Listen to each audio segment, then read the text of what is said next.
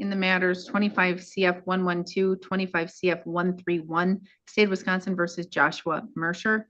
The state appears through Assistant District Attorney Jose Vila in person. We do have Emma Hanu making an appearance for, oh no, you are on the record. You are the defense attorney. So you are here for Mr. Mercer. Mr. Mercer appears by video conferencing in custody in Burnett County Jail.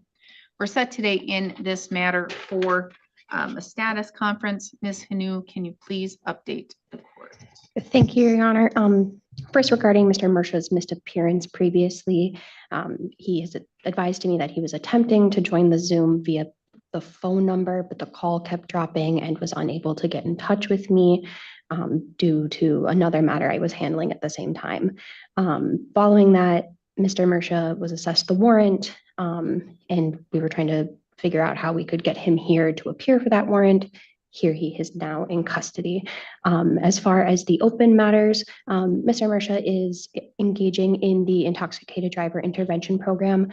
My understanding is the only thing he has left to do is a MAD impact panel, and it is currently the financial constraint that is stopping him from that. I am currently trying to find a way for him to get over that hurdle through our client service specialist. Okay. All right. So what are you asking? I think we would just be asking for an additional status conference in the hopes that Mr. Mercer could possibly get out of jail. I guess I would defer to the court about what they would want to do about the additional cash that was assessed with the warrant. Mr. Vila? I apologize. I didn't hear that last little bit. I'm dealing with a bit of a headache. He failed to come to court on Yeah. January 7th. The court issued a warrant with additional cash. Yes. He was picked up on the warrant. He said that he couldn't come to court because he was trying to call in, but it wasn't working, which is fully on his shoulders, not the court's.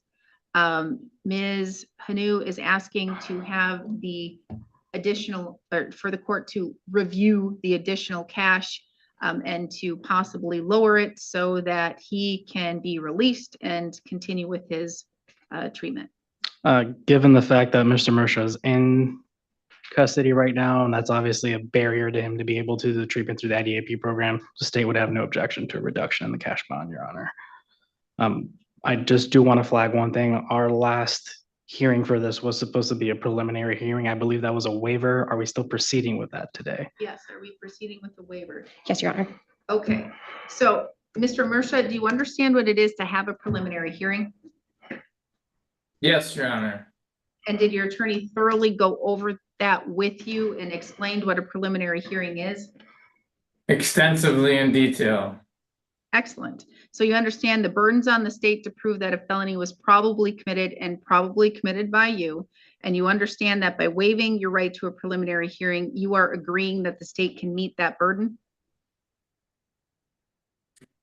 Indeed. And you understand that by waiving your right to a preliminary hearing, you are also waiving that Ms. Hanu would be able to produce evidence on your behalf, call witnesses to testify for you, possibly discover things about the case, which could include defenses. Do you understand that? Fully. And that's what did you say? Probably? Fully. Totally. Fully understood. Excellent. Okay. And you understand that if the state wouldn't meet its burden, I could amend it to a misdemeanor or dismiss it dismiss it outright, but you're giving up that right? Correct. You understand that once you give up the right, it's forever and you cannot get it back? I do. Has anyone made any threats or any promises to you for you to waive your right to a preliminary hearing? No incentives have been implied or stated. So you're doing so freely, voluntarily, and intelligently? Absolutely, Your Honor. All right. The court will find you're competent, you're freely, intelligently, and voluntarily waiving your right to a preliminary hearing. I find probable cause and I bind the matter over. Information? I'm in the process of finding that right now, Your Honor. It mirrors the criminal complaint. Proceed with an arraignment or set for another date. We're prepared to go through with arraignment, Your Honor. He understands charges, maximum penalties. He does, Your Honor. We will not be exercising the right to judicial substitution, and we would enter not guilty pleas to the felony matters. Not guilty pleas will be entered on his behalf in all counts and cases. He's entitled to a jury trial, would be entitled to a speedy trial should he request one. Due to the fact that his failure to appear was his error, and we were set for what would have been a preliminary hearing, I'm prepared to set aside the forfeiture of $1,000, which is a positive for him. I am willing to amend the additional $2,000 to it only $500. Because again, it was on his shoulders. He needed to make sure that he could appear one way or another. If he's unable to post that within 72 hours, he can request a bond modification at that time. Thank you, Your Honor. Okay, thank you. We are adjourned. Colton? What was the next? And he's very easy to get in contact with, so I can tell him when it is. And are you looking at collateral attacks? Yes, Your Honor. I don't think we have one here. Okay, thank you.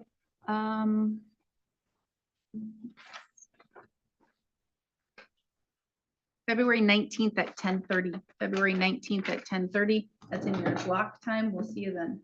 Perfect, works for me. Thank you.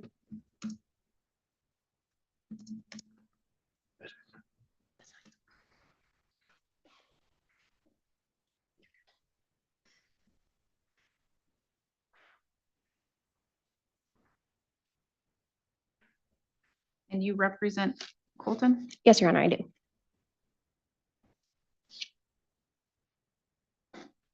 All right.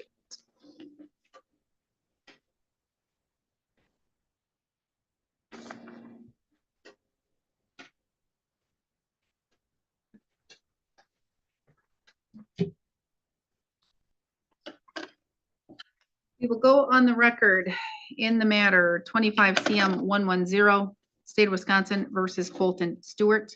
The state appears through Assistant District Attorney Jose Vila in person. We have Emma Hanu making an appearance on Mr. Stewart's behalf, and Mr. Stewart appears in person. We're set today in this matter for a status conference. Ms. Hanu, please update the court. Thank you, Your Honor. There is a current offer on the table that Mr. Stewart would like to accept. That would be, if I could have a moment to pull it up for the court. That would be with the prepayment of a $300 restitution request that he would plead to count 1 of the criminal damage to property for costs only and would dismiss and read in count 2. I imagine that's not something we could go forward with today, obviously, but that is something he would like to accept. He currently has $250 posted in cash bail. His father has advised me that he could post the additional $50 in the I'm going to restitution. require he pay the court costs and fees upfront. If we could get an amount for that. How old is he? 24, Your Honor. Do you have a criminal history? He has 1 misdemeanor. Let me double check. I believe that may have settled as an ordinance, Your Honor. But from my review, he has 1 prior possession of THC case from 2020 that was amended to a forfeiture. Okay. What I'm willing to do is he has to pay the $300 upfront. I'm willing, unless the state objects and wants to be heard, willing to accept the DNA surcharge only of $200, waive the rest, the $243 due to his age and his lack of criminal history. He doesn't have a significant criminal history. And so he has $250 cash posted. So there will be an additional $50 there. So he would need to come up with $250 in restitution. In my conversations with Mr. Stewart, it may just take him between 1 and 2 months to come up with that, but he advised he could do that. That's fine. Any objection from the state if the court were to waive court costs? No, Your Honor.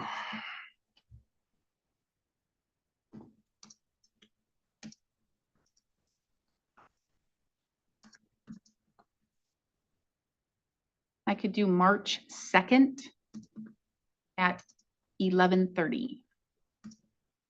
I am unavailable at that time, Your Honor. Oh, I apologize. I'm looking at February. Just kidding. I'm available at that time, Your Honor. Okay, good, thank you. We can do March 2nd at 11:30. All right, we'll see you then. Come get your notice and you're free to leave. In the matter 24 TR 1158, 25 CF 46, State of Wisconsin versus Cindy Patra. The state appears through District Attorney Kevin Schmidt in person. We have Adam Benson, Defense Counsel by video conferencing. His client, Ms. Patra, appears by video as well. We're set today in these matters for status conferences. Mr. Benson, please update the court. Your Honor, I did go over again Ms. Petra's traffic record and criminal record, and I still cannot find any trace of that case in Otter Tail County. If it pleases the court, we can put this in a trial posture, and then I would still have additional time to maybe look up other avenues, but I'm running out of them pretty quick. I could call lab today and set for trial. Mr. Schmidt, do you have the lab information?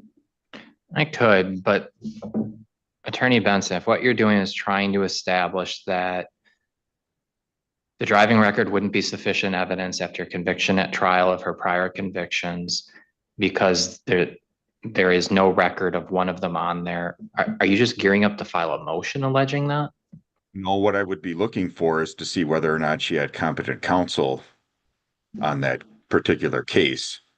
And you just have not had luck getting the transcript or information about the case? I'm not trying to challenge whether or not it occurred. It probably did. The county probably doesn't have it anymore. What I'm looking for is, did she have competent legal counsel when she had that conviction? Okay, I understand. Okay. I will look that up. So how long do you need to try and get that matter sorted?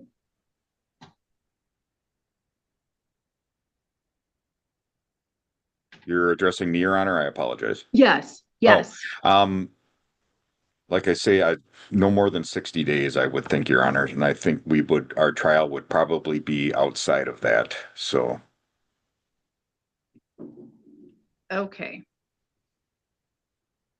All right, I can call if we have lab. I do.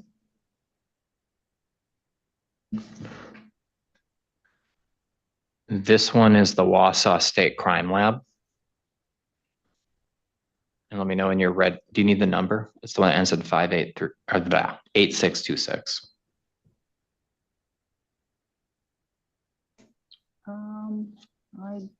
8626, I have that, thank you. All right, off record for scheduling. How many days do you think it will be?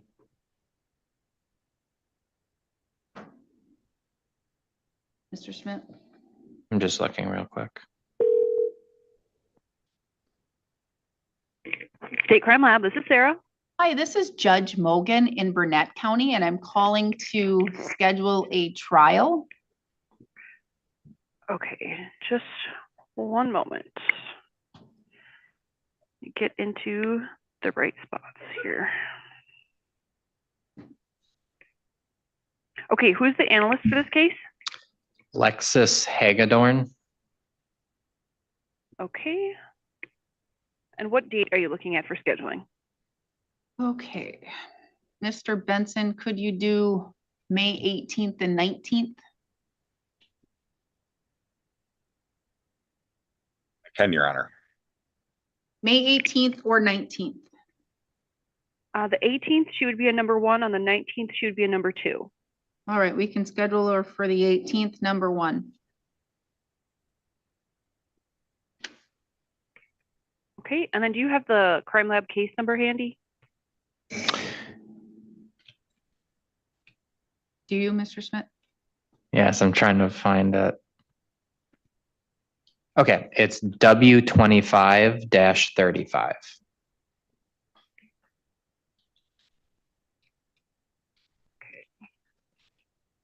Okay, for Cindy Patra. Yes. All right, I will get that added to her calendar as a number 1. Thank you. All right, thank you very much. Goodbye. Bye-bye. And you did say 2-day, correct? No, it'd be a 1 day, Just 1 day? Okay. All right, so just 1 day. unless if you think there'd be more, Adam. 1 day I is don't believe sufficient. so. Okay, all right, thank you. We'll go back on the record, Sam, appearances as previously noted. The court has scheduled a jury trial for May 18th, 1 day. We have number 1 lab analyst Lexus Hagedorn scheduled. Let's get a final pre-trial on the books.